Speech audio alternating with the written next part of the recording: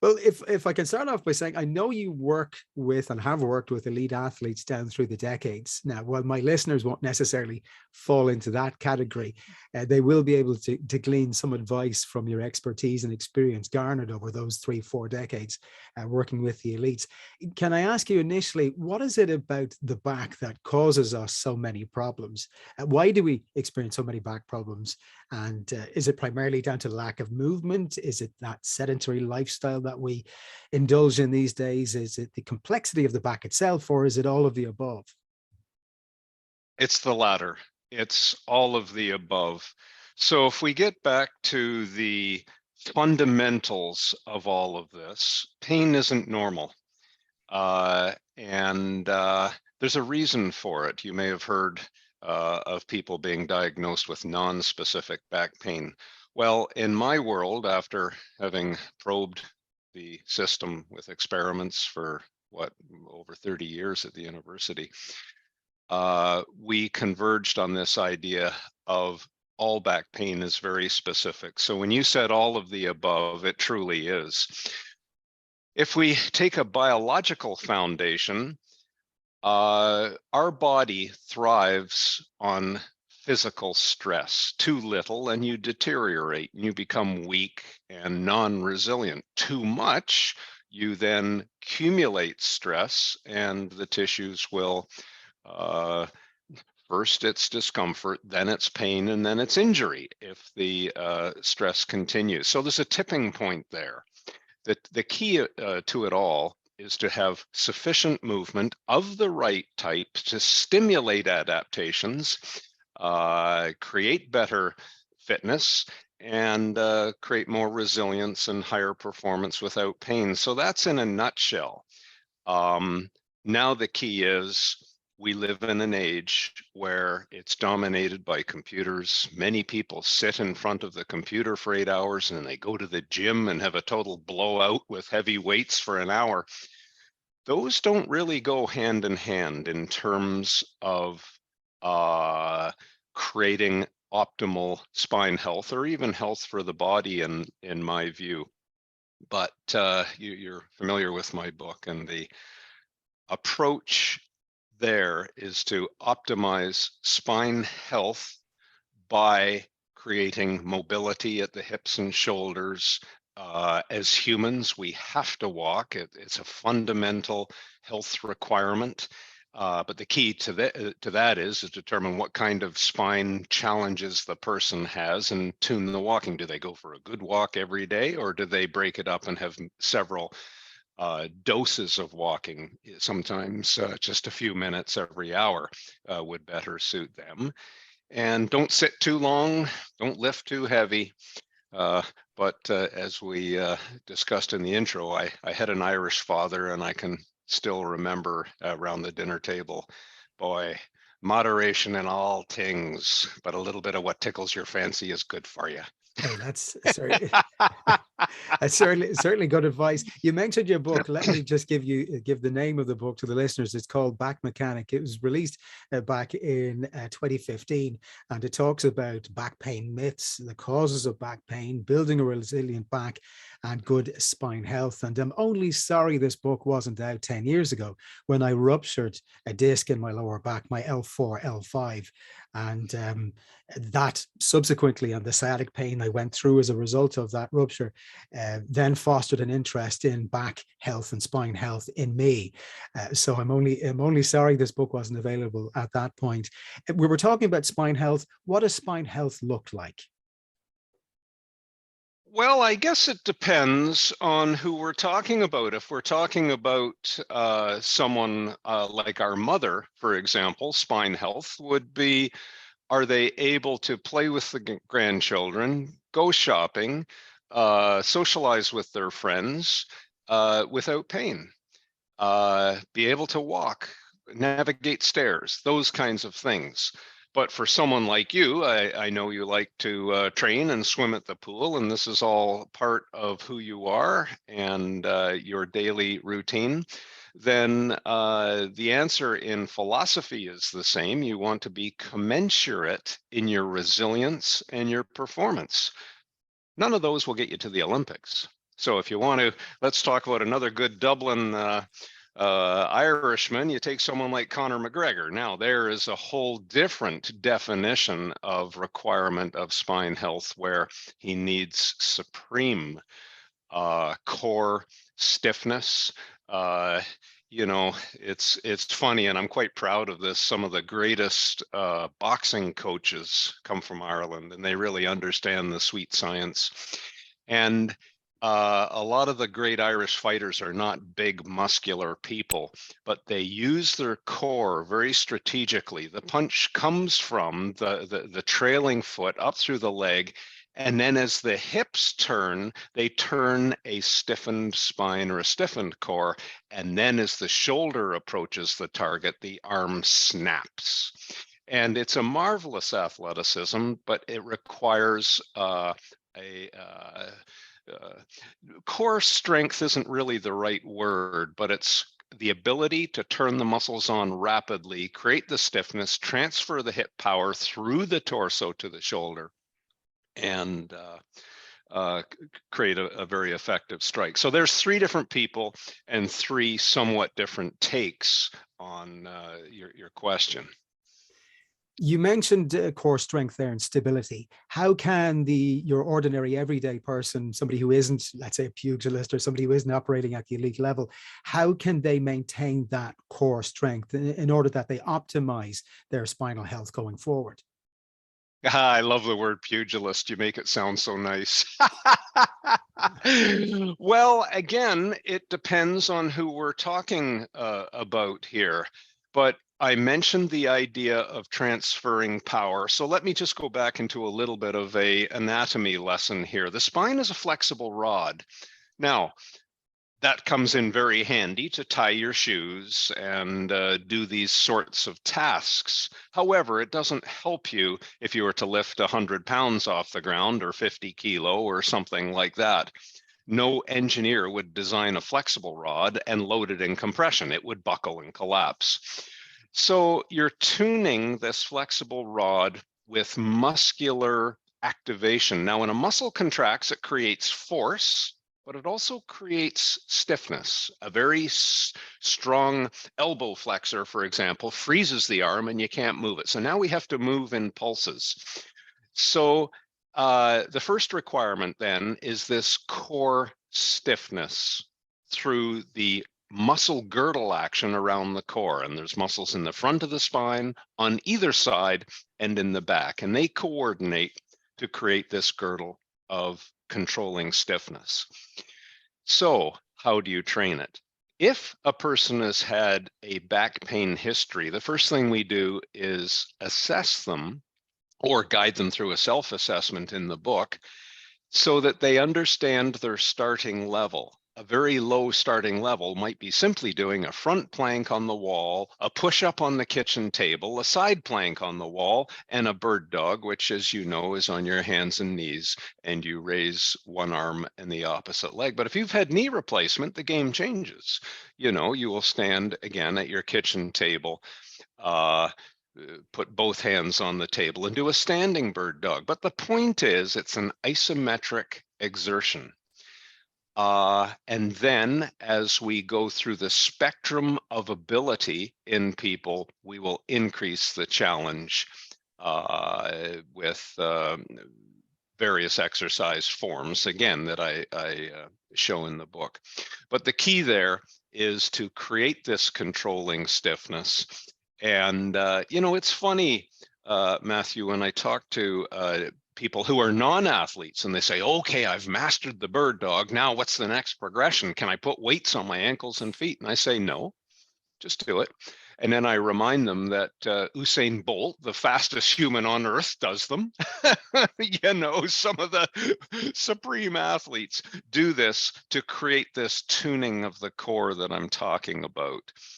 So it's quite humbling for some people, but I hope you have found that it gives you some resilience for a while after you've done them.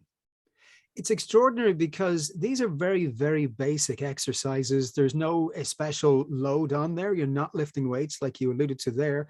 And a lot of these exercises that you mentioned, the three you mentioned there, a lot of the listeners will have done yoga at one point or another, and will have experience doing these exercises in yoga. So these are very simple exercises to do going forward in order to give you that core stability that you were talking about, which is an investment in your back health for the future. It is. I love that notion of an investment in your health. I wish more people would consider that, because now I've got white hair and I'm considered a senior fella. It's a lot better to have a few bob in your pocket, as my father would say, and be healthy than sick and poor, you know. Well, I mentioned investment simply because I probably didn't make a great enough attempt to to uh, to put that investment in prior to my having ruptured a disc. Now, I wasn't especially in the gym an awful lot, so it wasn't like I was into CrossFit or anything like that put it in crazy loads on my back or anything. I have always had an anterior pelvic tilt with a little bit of a pot belly, even though my body fat percentage is very low. But over a period of years, I noticed an aching in my back, and then in the end, the disc then ruptured. So I'm saying this now to other people who are listening now, to put the investment in such that they don't go through the same experience that I had to go through with sciatic pain and all of that, you know? Well, you know, that's the craziness of life, of being young.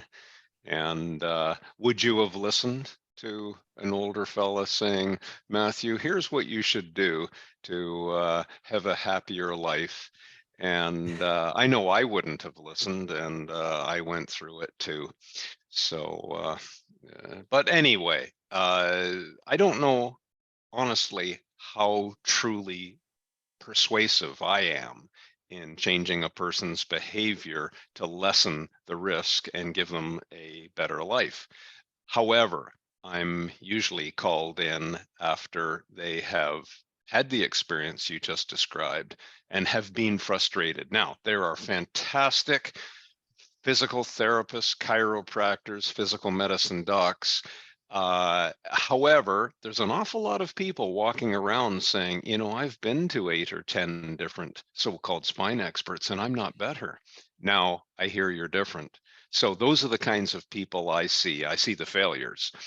And then they are motivated to listen. And I'll throw this in as well, because it's a very important point. Can you imagine walking down the street and someone comes up behind you and sticks a small knife in your back? And they repeatedly do it every few months. You never know they're there. You never know they're coming. The bogeyman. Now, I've just described many acute attacks that some people experience with that subcategory of back pain. By this point in time, they've got PTSD, post-traumatic stress disorder, fearing when the next bogeyman is going to strike because they're unaware of what the mechanism is. So at that point, I have their attention and I can say, well, here's the mechanism. When you bend forward, you stiffen the hips and you bend through your spine, and then you pull or lift. That sets up the hydraulic mechanics to create, eventually, with enough repetition, a disc bulge. However, if you move from the hips, and I show this in the book, we call it the shortstop squat, where we put the hands making a V with the thumb and the fingers, and that's where we place the kneecap. So we slide the hands down the thighs, grab the kneecaps hard, and then shape the back, humping up like a camel in flexion. And then extending the back to create a little bit of a hollow, and then to stand up. Don't lift with the back, but pull the hips through like a champion power lifter or a weightlifter. Now, in that way, we've just eliminated the possibility of the bogeyman striking. So this is very empowering for those people who've never been given the explanation of why the bogeyman strikes, and they've never been given the antidote or the preventative measure that cures their PTSD. As soon as they realize they are now in control, the psychological dissonance disappears, and they become empowered. So that's when the magic happens. Well, you mentioned pain being a signal, but how often is it a case that not experiencing pain can be worse, particularly if you are active or if you're sitting and you're slouching all the time? How is that accumulation of non-pain a problem, and how does that present itself then later on? Well, it is. Now, to give a little bit of an anatomy lesson, the disc, which is the major joint of the spine, in its, well, let's call it the virgin uninjured state, it doesn't have nerves inside it. So the cumulative micro trauma occurring in the disc, the person is unaware. There's nothing to really sense it until the very end, when the nucleus of the disc, the gel, and I'm only talking about this particular subcategory of injury as an example, but the nucleus works its way through the fibers of the annulus. See, the annulus is not a ball and socket joint like a hip. It's a biological fabric. So if I wanted to work a hole in my shirt, which is a fabric, I would create stress strain reversals back and forth on a small portion of my shirt, and it would eventually delaminate and tear.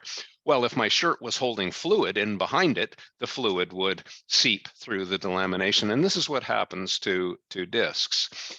So it's not until the gel actually comes through the delamination and sets off a massive inflammatory response, because the immune system says, you know, what's this new stuff?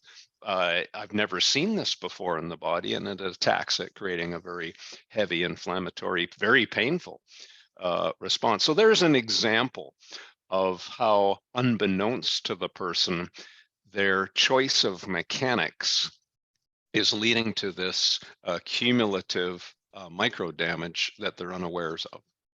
So again, it goes back to, and I'm talking about everyday ordinary people here, it goes back to them really being proactive as far as their own spinal health and hygiene and stability, core stability are concerned, because otherwise they'll end up seeing a back specialist or a chiropractor or an osteopath or whatever it is, in order to try to get to the root cause of whatever is causing their issue.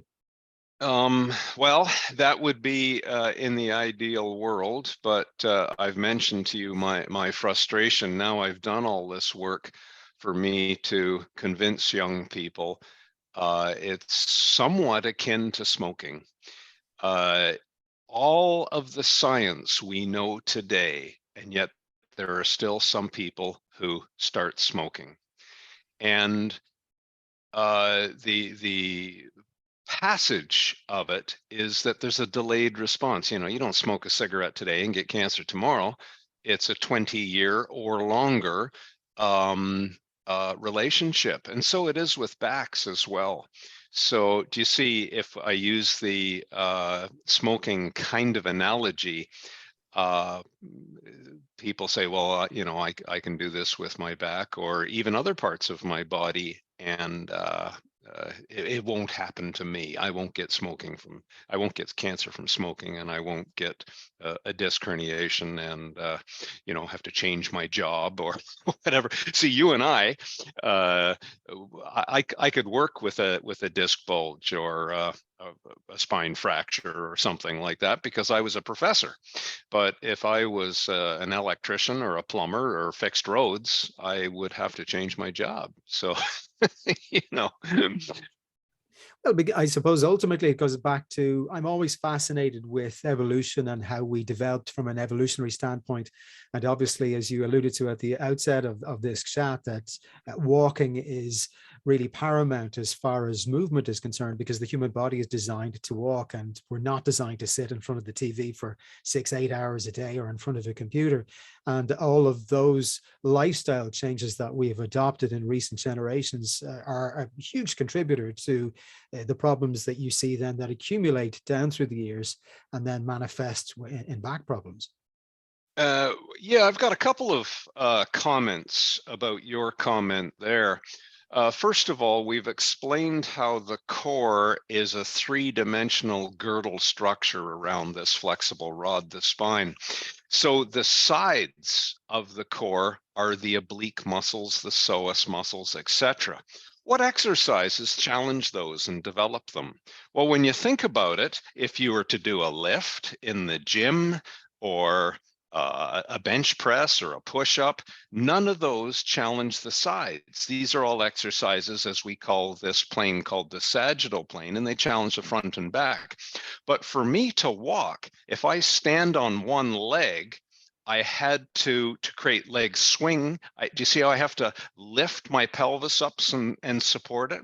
So walking really is the fundamental exercise to create the lateral core, the lateral guy wire system. So it really is fundamental. But another, can I leave that topic, Oh, absolutely, Matthew? absolutely. And, yeah, feel free. Yeah. because you made me think of something else. And it has to do with, we live in a linkage. Our skeleton is a linkage driven by muscles and controlled by connective tissues, etc. Imagine a backhoe. Well, actually, no, I won't go on that one. Let me go to anatomy, and let's talk about the Celts of Ireland. You might enjoy this. So I'm going to start this theme with a discussion of orthopedic disease prevalence around the world. So let's look across Caucasian Europe. The Celts, and you know my name, I'm one of them as well. Western Europe. Now let's go to Eastern Europe. The highest rate of hip dysplasia is in Poland, Ukraine, Bulgaria, but the epicenter is Poland. Now, hip dysplasia is a very shallow hip socket. So there, is this going to be video or is it audio only? I know I can describe it. You're holding up a pelvis. Oh, I hope it's not a real pelvis, but no, it's a plastic one, but it's Okay. a person's pelvis spine, and I'm showing the hip joint. So Sure. there is the ball in the socket forming the hip. Now you see there's a bony socket, which defines the range of motion as the femur, the leg bone, collides with the front of the socket on the pelvis side. A dysplastic hip has a very shallow hip socket. So yes, it's a high rate of dysplasia, but think of an Olympic lift where the lifters squat very deeply down and pull a bar and do the snatch and lift it overhead back into the deep squat and lift it. Do you know where the Olympic lifters come from who do that? You're going to say Eastern Europe, Poland, probably. Absolutely, it's Poland, yeah, because it is such a wonderful mechanical advantage. They don't get femoral acetabular impingement. So the rate of hip dysplasia, which is a negative, allows the positive of that athleticism, the deep squat. Now we're going to go to the Celtic nation, which is Ireland, Scotland, Normandy, France, Basque of Spain. They have the deepest hip sockets. Now, I'm not saying every Irishman has a deep socket, but on national average, they do. So the deep hip socket means that when you bring the knee up, instead of falling into the armpit, it collides right here. And the person gets FAI, femoral acetabular impingement. So that is pain in the crease of the top of the leg and thigh. So if I was to do a hip exam on the typical Celtic hip, I had them. I've been hip replaced because a very high rate of hip replacement occurs in the Celtic nations. Do you see how I'm colliding the bone now? And if I do an exam, my knee creates a square shape, whereas the dysplastic hip, the Eastern European hip, that knee can go right up into the armpit without any stress. So if I sit with my knees together, I'm getting discomfort in my hips. The body's reaction is to round out and stress my spine. But if I sat with my knees apart and my feet underneath me, I alleviate that hip stress when I get out of the chair or sit for a period of time. Anyway, my point in all of this is the exercises and the way that we tune that type of hip structure very much depends on the anatomy. So there is a little bit of a story how hip structure influences spine stress, and it's different around the world. There are some Asian populations, for example, with, I mean, the shallowest hip socket is in Okinawa, Japan, but go look at the martial arts of Okinawa, Japan. It is a very, to throw a person in Okinawan karate and judo is to get the hips very low under the center of the mass of the opponent and whatnot. When you look at a archetypical Eastern European hip doing a lift of an Olympic bar off the ground, they're very powerful out of the hole. And then if they're going to fail in the lift, it's at lockout when they're standing up, pulling the hips through. Then you take the typical Celtic hip, which is deeper. They fail in the initial part, getting the bar moving off the ground. But once the bar crosses the knee, they hit second gear and they don't fail as a rule at lockout. So it's a very strong standing strength. But again, you look at the martial art, it's perfect for boxing and stand-up things. But anyway, I'm not saying every Pole or every Irishman has that hip, but there certainly is a national average there. And it's manifested in the orthopedic disease rates and also the relationship of hip pathology function and spine pathology and function. I thought you might find that interesting. No, that is fascinating, particularly being a Celt and an Irish man myself. Can I ask you then, you mentioned earlier on those exercises, those stabilizing exercises, the bird dogs and the planks to give you that core stabilization. Can these exercises, if they're practiced then daily or several times a week, can these help to offset then any of these anatomical anomalies based on geography that you've just mentioned there? Well, I've got 2 points to make on that issue. You are not going to change the anatomy through stretching or yoga or anything else. That's a state variable and it is what it is. What you do have the option on is managing. Now I can give you some evidence. When I ran the experimental research clinic for back pain at the university, we followed up with every patient that we ever saw. So we would assess them, we would subclassify their pain, and then we'd follow up after 2 years to find out how they were doing. Of those who were told, you've tried everything, you've tried the physio, the chiropractor, the osteopath, et cetera, et cetera, et cetera, it's all failed. The last thing for you is surgery. So if that's the category that you were in when you came to the university, and we gave you a program which probably included the big 3, the bird dog, the side plank, and curl up, to answer your question. Do you know, Matthew, 95% of them avoided surgery, and they were glad that they did in a 2-year follow-up. So that is the evidence I can present for the effectiveness of those exercises. They don't change the anatomy, but they help. I'm not going to use the word stabilize, but they tune the body. It's mobility about the hips and stability in the core. So say that again, because that is probably the crucial message from this chat today. Those 3 very simple exercises can mitigate and offset the potential development of back problems later on if you just engage in doing them multiple times per week. Yes, in fact, we would say do them every day. And if you're just an average person, more is not better. the right amount is better.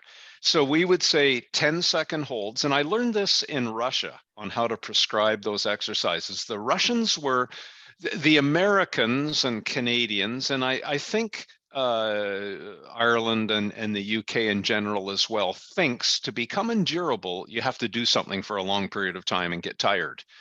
The Russian philosophy was not that. They trained endurance by doing short repetitions with little rest breaks. So they didn't get tired, but they still trained endurance. And that was a real key and a breakthrough.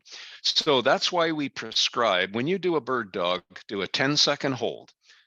You know the form. You start on all fours and you extend the opposite arm and the opposite leg with conscious core contraction. That's another key. So you're creating a muscle memory. So when we move, we create movement tapes, or they're called engrams in neuroscience. So the basic forms are teaching your brain these muscle memories and movement patterns to move about the hips and control the spine. You hold it for 10 seconds and then you tap the floor with your hand and your knee, which gives a new perfusion of blood. And we've measured oxygenation in the muscles and that sort of thing. And then you do another 10-second hold and then a third 10-second hold. Then you do 3 on the other side.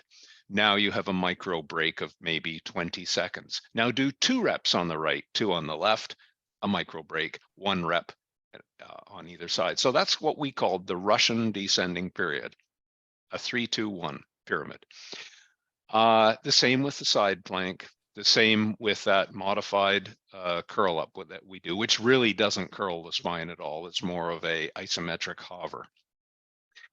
So a lot of science went into coming up with that prescription for the average person. Now, some people will say, well, this gives me my neck soreness. All right, well, we offer suggestions if that's the case in the book, or I've had knee replacement. I can't go on my, and so we morph those basic forms to suit the various spectrum of the public. But yes, that combined with interval walks, combined with just common sense. Don't sit for 8 hours. If you have a sitting job, it's not in your best interest to sit in front of the television at night either. It's put all that together and you will recover from this plague of back pain that's limiting your life. Not all the time, but I can tell you, if you were slated for surgery, 95% of the time, and I've measured that and I can stand by that. Well, Dr. Stuart McGill, absolutely fascinating talking with you today. Can I tell the listeners again the name of your book? It's a Back Mechanic, and it's really a Bible for anybody who is looking to make that investment in their spinal health, and certainly to offset any issues that they may have, and indeed treat some of the symptoms that you may be experiencing. But an absolutely fascinating discussion. I appreciate you taking the time to talk to me today, Dr. Stuart McGill.